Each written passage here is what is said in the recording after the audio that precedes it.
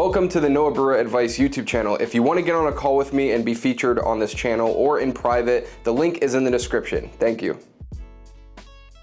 Welcome to Noah Brewer Advice. I made an Instagram story telling people that I will give them a free coaching call a couple days ago, and this guy applied. His brand's doing $2 million a year. He wants help with, I believe, branding and longevity, which I feel like I'm pretty skilled at. I've learned a lot of things from my brand over the last couple years about branding, how to build a good customer base, have good customer support, make sure that customers are returning and stuff like that, so that you can actually build a brand that can stand on its own 2 feet.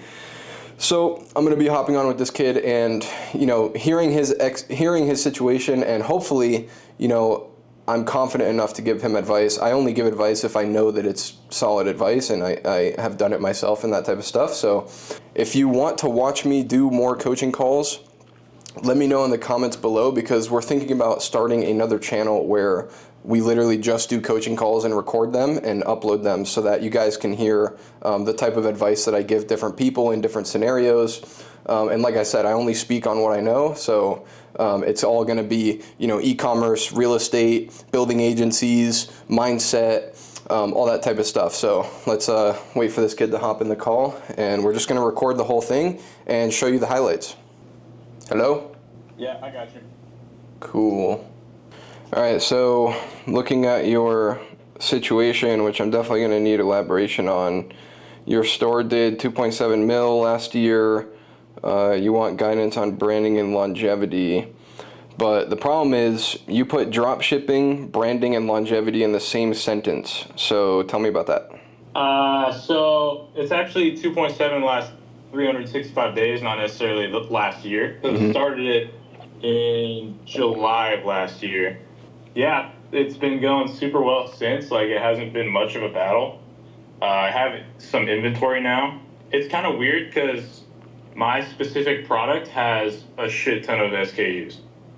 Okay, so it's like clothing or something? It's jewelry. Oh shit, yeah, that's like the worst. So you don't have like inventory or anything?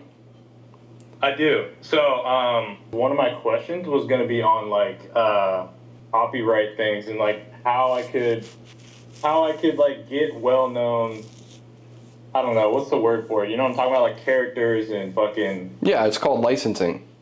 Yeah, that. I don't know how the fuck to do that. Yeah, so licensing is pretty fucking hard and expensive to do, but it depends on the brand. I don't know a whole lot about it, but I do know somebody that has recently tried. Do you know JP Coster? Yes.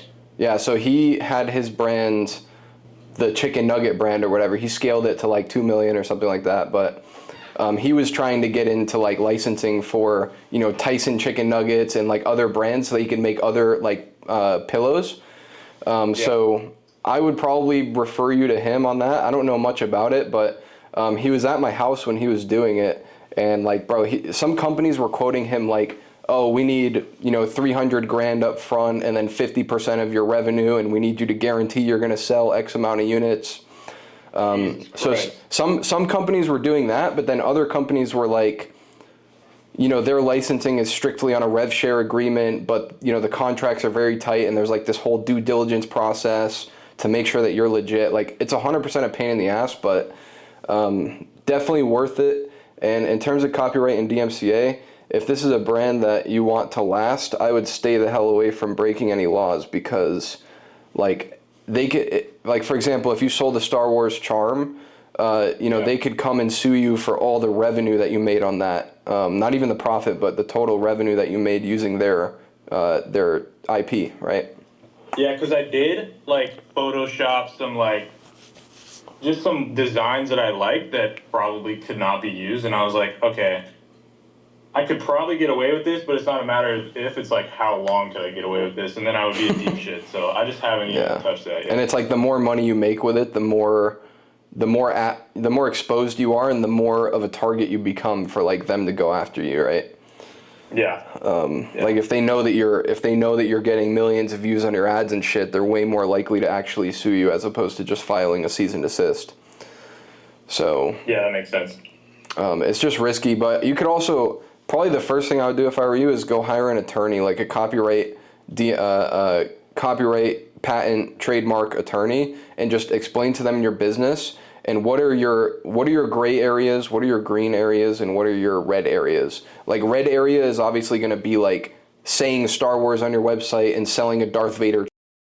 But gray area could be, you could call on your website, you could put dark side, right? You're not saying Star Wars, you're not saying Darth Vader, you could just put dark side, and then maybe it's like an AI version of Darth Vader smiling or some joke, like it's a parody. Yeah.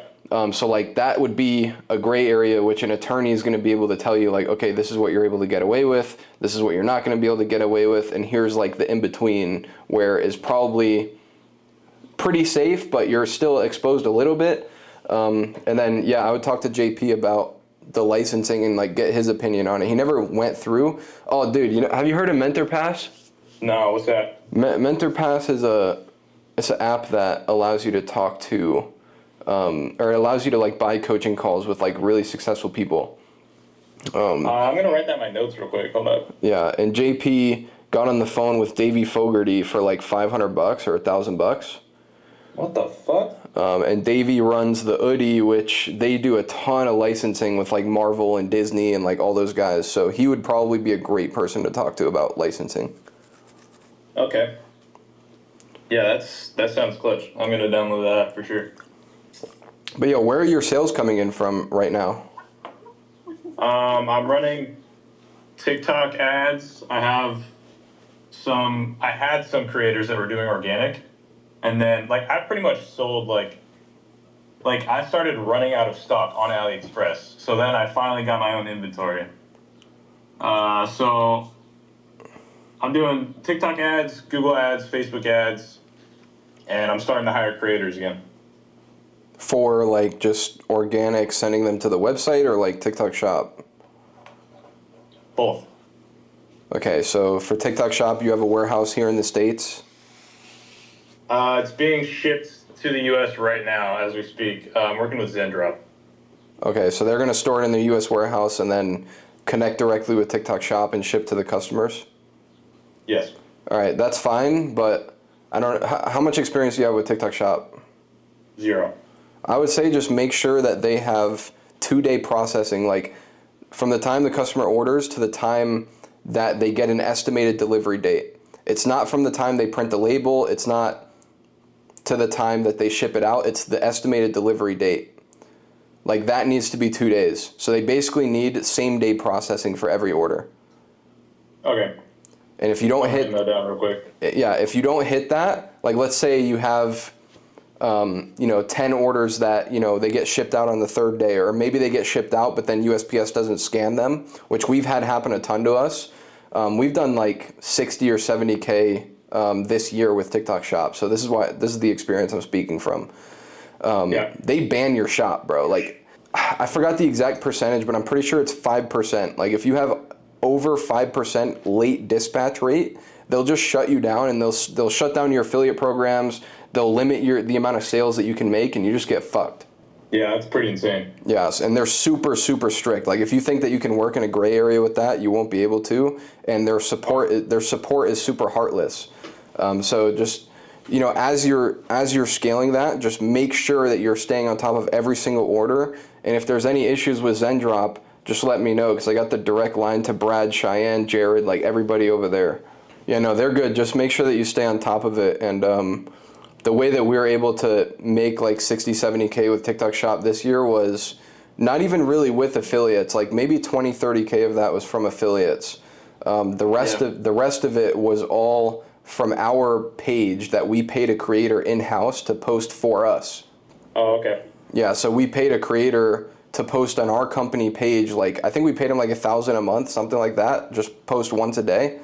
And our videos started taking off, and like most of our revenue was not even through affiliates, which was super great because we didn't have to pay any commissions. We just paid them that $1,000 to post once a day. That's a crazy return too. Yeah, so I would get your affiliates to do it, but at the same time, I'd probably find a really good creator and just have them post once a day on your page. And then also at that point, you're in full control of the content. You can test all the different styles. You can then use those creatives that she's posting once a day as ads in other places, and you can give her scripts. Like, You can really control the whole process if you do it in-house like that. I almost always have them post, but also save like the raw content and send it to me. And then I have my own page that I run as well, just for myself. Oh, so you're gonna be On TikTok. posting. You're gonna be posting for affiliates yourself. I don't know if I'll be doing TikTok shop, but I just like to have all the raw content for me to just make things that I think are good for paid ads, personally. But Right. I can make another account too. Yeah. I mean, do you have your logo like on your packaging, your box, or anything like that? It's not like a box. It's like just the regular shipping packaging, you know, like the bubble wrap shit. Yeah. But it's black with my logo on it. That's it. And then little business card with a coupon QR code thing. That's dope. Can I? What's your website domain? This is literally like a distant memory for me. Like I barely remember. Okay, so you buy the bracelet. They can choose like a base engraving, and then you have upsells where you're just selling. Yeah. I don't really have any like upsells in the checkout process. I literally just have view this collection like at the bottom of the product page. And my average order value is anywhere between $40 and $50 on a daily basis. Yeah, this has really, really good like word of mouth and also returning customer potential as well. Are all of your just made in China? Yeah. And are you buying inventory of like how are you managing that? Yeah, so I was originally drop shipping on BSers. That was going pretty well. It was a little fucked up sometimes because if something ran out of stock, like the syncing, like it syncs once a day at like a specific time. So there'd be something like crossover where I'd sell something that's out of stock and then have to refund a bunch of people. But now I think I have the top 150 in that collection is all my inventory, and then I'm also drop shipping like the bottom rest. So Okay. It's kind of a weird hybrid because I probably could have afforded to buy all the on there in inventory. It would have just been expensive as fuck because the MOQ is 1,000 units per. How much are they per? Are they like $1, $2? 50 cents. Bro, that's not a high MOQ. It's $500. Yeah, but when you have 400 20 grand? and then 20 grand? Wait, hold on. Let me do the math here.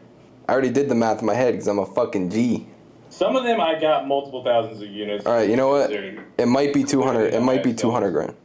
Yeah, it's 200 grand. Exactly, bro. I'm not a G, I'm a P. Yeah, so it's kind of like a weird hybrid right now, but I'm about to place my next inventory order, and then I'll probably just ditch everything else that's on AliExpress. And my next order has like that I actually made myself, that I photoshopped. So that's another thing I wanted to ask you. I know the licensing thing, like without that, I don't want to use characters and shit. That's a bad idea. But what do you think about like going on Pinterest and taking like iPhone wallpapers and making them? iPhone wallpapers? What do you mean You know what by I mean? that? Like random ass like aesthetic Pinterest posts that aren't super high effort to where an artist would be like, yo, I use my shit, but I put it on. You know what I mean? I'd say just make your own designs, bro. Like you can find one on Pinterest and then just hire a Fiverr guy to recreate it. Yeah, that's true. Like, look, bro, if you want this to be a real brand, there's a couple things that I would recommend. Number one, everything you do should be original. If it's not, you need a licensing deal. Like, it needs to be legit, Okay. which is really, really smart because, like, if you're partnered with Disney, it makes you look legit as fuck. Like, Yeah. That's why they charge up front because they know that you're getting, like, that immediate brand credibility by being partnered with them. Another thing is, this whole, like, mixed shipping shit is garbage, bro. Like, that's gonna come back to bite you in the ass. It's gonna bite you in the ass hard. You know, what you know, just an idea of, like, some of the things that could happen is, like, you could get stuck with a lot of inventory that you can't move because nobody buys individually. Or you're gonna have customers getting one item they ordered on one day and then another item they ordered on another day, which is just a shit customer experience. So Yeah, I agree. if you have the money, I would probably order inventory for as many.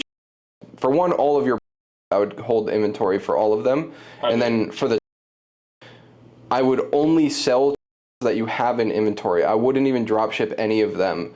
And then as you grow, you're gonna know like you need high inventory of a certain because it's a bestseller, and then you only need low inventory of another because because nobody ever really buys it. But if it's on your site, you should probably just buy the 1,000 if that's the MOQ. And honestly, bro, you can probably find a manufacturer with not as high of an MOQ, especially if you're buying bulk, a lot of different. If you go in like, okay, I'm going to buy only 250 of each, but I'm going to get 10 different. So now you're ordering 2,500. You're past the 1,000 MOQ just with different items. I would try to work out a deal like that, and I would only sell things that you're shipping in-house. And what percent of your customers are from the U.S. too? Majority. I'm not sure exactly, but I could just check on Shopify, right? Yeah, so for my ecom brand right now, we're manufactured in the U.S. and we ship out of the U.S. So we are limiting our sales to only the United States. Until we can afford to go to China and get a warehouse in China to ship to like the UK, Europe, like that, those countries, we're only going to sell to the US just to keep the customer experience high. And the market here is good enough. Like our shipping times are incredible. They're like under 5 days most of the time. And we also offer 2 to 3 day shipping. And all of our customers are in the US. So we speak their language. We know how to market to them. Like that's kind of like our forte. So I'd probably get your products over to the US, only sell what you have in the US to people in the US.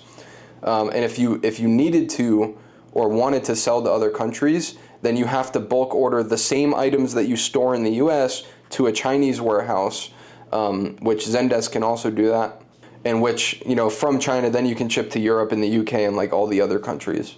So you think I should move everything I have to the US? I think you should move a better customer experience. Yeah, I think you should move everything in-house. Like no more drop shipping. You should only be holding inventory, and you should only sell what you're holding inventory on.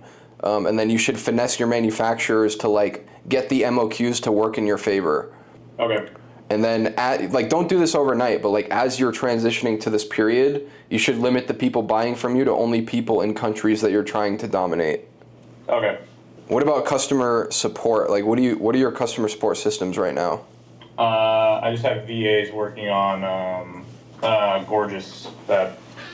When was the last time you like sat down and went through like 10 or 15 tickets? A while. For my ecom brand, bro, this is gonna sound fucked up, but I do 100% of the customer service myself. Yeah, we've had like 5,000 or 6,000 customers, so it's not like a big operation. And obviously, once it becomes a big operation, I'm gonna build a team. But the reason I'm doing it myself is because you came to me for like branding and longevity. Like customer support is the biggest opportunity for a business owner to create a base of loyal customers that will talk about you and come back. There's this book called, I'll pull up a picture of it. It's called Customer Satisfaction is Bullshit, I think, or Customer Satisfaction is Worthless. I'll send you a picture of the book. I would highly recommend reading this because, again, it took me from like hiring VAs to now realizing that customer support is the main driving factor of your business and you should really do it yourself. And if you are hiring it, it should be a smart, capable, somebody who speaks perfect English and, has an education and shit like that. So someone in the US, not some fucking Indian VA who's just like copying and pasting messages. I also have a giant list of values and rules that I follow that I'm happy to forward to you as well. One thing to note is like I don't do copy and paste messages anymore except for the intro and the conclusion. Everything in the body of the emails that I correspond with customers is typed out every time. And the reason I do that is because the customers can fucking smell. They can smell when they're just being pushed off. Like if they come to you looking for help and they get hit with a fucking copy and paste, generic bullshit, they can 100% sense that and they're just like, oh, fuck this company. For example, if they come up to you with an issue and you're responding like, hey, like my name is this, I'm gonna get right on this and solve your problem and here's how I'm gonna do it, just give me a day or two, or you just solve their problem and tell them how you did it, like it creates a way better experience. I mean, every brand has different customer support issues, but if you read that book, that's going to be the key that you need to start turning this thing into an actual brand and start treating your customers like actual customers.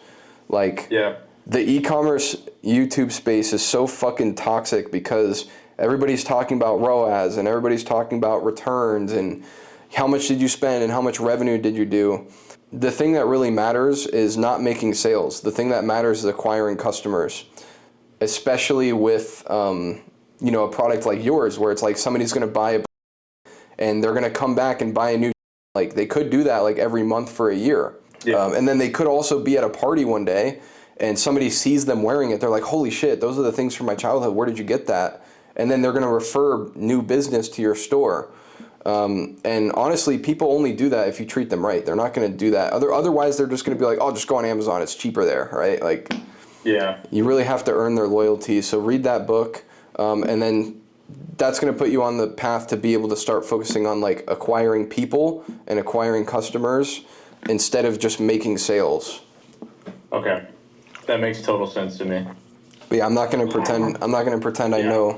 I don't know more than that guy that wrote that book. That book like changed my whole perspective on business, honestly, not just customer support. It's called Customer Satisfaction is Bullshit? Customer satisfaction is worthless. Customer loyalty is priceless. It's by Jeffrey Gitomer. Yeah. Well, yeah, because that's like most people that come to me that are doing like 300K a month. The biggest thing that fucked them over was they always looked at it as just making sales. And they didn't look at it as, you're growing a real business. You have to take care of your people. You're acquiring customers. The only way that these people are going to come back to you is if they're just so desperate that they need you, or if you treat them right enough to where they're referring you people and, talking about you behind your back in a good way and spreading the word about your product and all this shit. Because I can definitely see somebody seeing your product, buying it, and then they go to the girls' sleepover and they're like, look guys, look what I got. They're showing it off. They're almost like flexing it, like, look what I found. And then, everybody else there wants one now. So, I mean, you can do little things like with our brand, we do something where it's like if you post us on our story, we'll refund you $20. Like post us on your story and then tag us, we'll refund you $20 or whatever percent of the order. You could do that, which just gets all of their friends aware of you, which is great. And that's been really, really good for us. And you can also screenshot their image and upload it as a review on your website, or you can require them to leave a review on your website, however you want to do it, which that's really, really nice as well. And you can make a highlight reel on the Instagram. And that's all shit that I picked up from the book, like how to use your customers to get more customers, rather than just like relying on ads or relying on your ROAS to bring in money for next month. Like everything that you do for your business, ads, marketing, like all your marketing efforts should be able to die tomorrow and your business is still alive a year from now, like still making sales, still going. And if that's not the case, then you haven't built a real business. Okay, so how do you think I can improve my customer service right now? Should I get to doing it all myself? Because from my understanding, I do get quite a lot of tickets. I haven't looked at them in probably a month, but yeah, I would say that you should not do it yourself, but who are your hires right now? Like, are your people in the Philippines or India or where? Philippines. Okay, do they speak good English or no? The guy that I speak to who runs his, VA agency thing speaks good English. Okay, that's hard because he has an agency, so he's not going to want to spend his time with you improving your systems and shit, right? I mean, he's been good so far. Like, he hasn't done me wrong, really, but I still think, it could be done better. Yeah. For sure. I mean, I'm in the same boat because for one of my businesses right now, all of our, we have, I think 3 customer support reps in the Philippines. And I'm so tired of it. I feel so bad for the customers because they do get the copy and paste treatment. Whereas the new businesses I'm building, it's way better, 100 times better. So now I'm trying to transition, from Filipino VAs into, full-time real customer support. And I'm gonna be honest, bro, I have not figured out a smart or smooth way to do it yet, because we get 50 to 100 tickets a day. So for me to go in and do all of that myself is literally impossible. And also for me to fucking manage Filipino VAs, the reason they do copy and paste, because that's all they know. They can't type everything. So probably what I would do, and this is just me talking, this is not advice or the right or wrong way to do it, but this is what I'm probably going to do, is I'm probably going to hire somebody in the US to oversee the Filipinos and then start doing daily or weekly calls with them, reviewing tickets and writing SOPs and writing systems on how to deal with all the common tickets that we get. And then slowly and slowly, I'll start assigning tickets to the US person and taking them away from the Filipinos. So, during this stage, I'll be paying the Filipino VAs and also a United States customer support person, which would probably be a girl. Women are really good at customer support. I don't know why, but it's because they have emotions or something. Yeah, something like that. But yeah, so like just slowly start taking away tickets from the VAs, moving them over here, and then just slowly firing off the VAs as the US people are learning and getting their systems down. But I'm not gonna lie, I haven't done it yet. So, and I'm not excited to do it. Like it literally is gonna be a nightmare and I'm gonna hate doing it. But again, it's like I built those systems years ago, like 4 or 5 years ago for that business. And now I'm realizing I did it all wrong and I just went the cheap way, hired VAs and gave them scripts. Like that's the bullshit way to build a business. We're still good, like our copy and paste scripts are good, they get the job done, but it's not leaving people feeling like, holy shit, these guys are on top of their shit, right? Like nobody feels good. Yeah. Nobody feels good when they have a problem. They might feel like their problem was solved, but they're not thinking like, oh shit, that was amazing, how did they do that? And that's what I want them to think. Yeah, that makes sense. Do you use like any like live chat? You know what I'm talking about, the bubble that's on people's stores? No. No, live chats, especially for a product like yours, bro, like there's no technical skill required for your product. Like I've thought about doing it for viral e-com ads because people do have questions like what package should they get, what add-on should they get, but we still haven't done it just because I think it's just a waste of time, and honestly I think it makes the customer experience a little bit less good if you're not like right on top of it. Like you need to have like 2-minute response times. Yeah. Which is like, bro, you might as well fucking sign yourself up for failure at that point. Like, Yeah. What do you think is the time for CRO? a good time to start getting into CRO? Yeah. It's always a good time to do CRO yourself, but you mean for like hiring an agency? Yeah. I mean, you're gonna want to talk to an agency for that. I would say that $200-300K a month probably isn't big enough to justify hiring a CRO agency. Like I would make sure that everything else is on point first, like your customer support, your email marketing, like make sure all that shit is also figured out. Because CRO, you could just do it yourself, bro. Like it's not that hard and you're a smart guy. So what do, you just split test every small change you make and then go with the one with the higher conversion? Yeah, I mean, it's really, really hard because especially if you're relying on paid ads, because some days you're going to have a good day and then some days you're going to have a bad day. And if you change something and you coincidentally have a bad day, you're going to think it's whatever you changed when in reality it's just the normal ups and downs of the business. If you want to do effective CRO, you really have to track like every single metric on your website, like your revenue, your visitors, your conversion rate, your AOV. Like you have to keep tabs of everything every single day. Yeah. Which actually I just recently started doing for one of my businesses. Every day I do like a P&L and I break down what our visitors are, what packages they're buying. Like, bro, I break down everything. It takes me like 5 minutes every morning because we're changing a lot of shit right now and I want to get the full picture on how it's affecting everything. Because the tough part with CRO is you could increase your conversion rate, but by increasing your conversion rate, you then lower your AOV, so it could be a net loss. Okay, yeah, that makes sense. Whereas if you go on Twitter and you're like, I doubled my conversion rate overnight, here's how I did it, it sounds really good, but in reality, you could have just fucked yourself. Yeah. And that's why you need to track every single number, because I've done it so many times myself where like I double AOV, but then our order volume goes down, and it's like, well, what was the point of that? Sometimes a lower AOV is better because it allows you to push higher order volume. And sometimes you think you're improving the business and you're actually fucking yourself. Like this happened to me recently, so just make sure that you track everything.